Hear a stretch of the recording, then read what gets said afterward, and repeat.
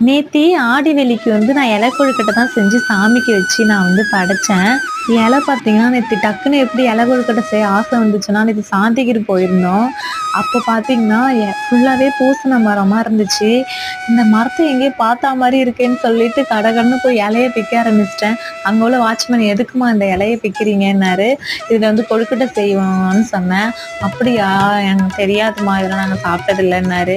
அப்புறம் கடகடன்னு மாவு பச்சரிசி மாவு வாங்கிட்டு வந்து அப்புறம் எங்க அம்மாவுக்கு கால் பண்ணி, "அம்மா எனக்கு இட்லி பானை புது இட்லி பானைல தான் இன்னைக்கு செய்யணுமான்னு" சொல்லிட்டு அப்புறம் அம்மா ரூ. 500 பணம் போட்டு விட்டாங்க. அதுல போயிட்டு ரூ. 325 அந்த இட்லி பானை வாங்கிக்கிட்டு கொழுக்கட்டை செய்யறதுக்கு கிட்ட 1 மணி நேரம் ஆயிடுச்சு. பூரணம் வந்து தேங்காய், கடலப்பருப்பு, நாட்டு சக்கரை, அப்புறம் கொஞ்சோண்டு வெல்லம் அதுதான் சேர்த்து ஆட் பண்ணேன். எல்லாம் செஞ்சு முடிச்ச பிறகு சாமிக்கெல்லாம் படைச்ச பிறகு என் ஹஸ்பண்ட்ட ஒரு பீஸ் எடுத்து கொடுத்தா, "நீனா செஞ்சேன்னு?" கேட்டாரு ஒரு கேள்வி. ஏங்கன்னு கேட்டா, "நல்லா இருக்கு அதனாலதான் கேட்டேன்னாரு."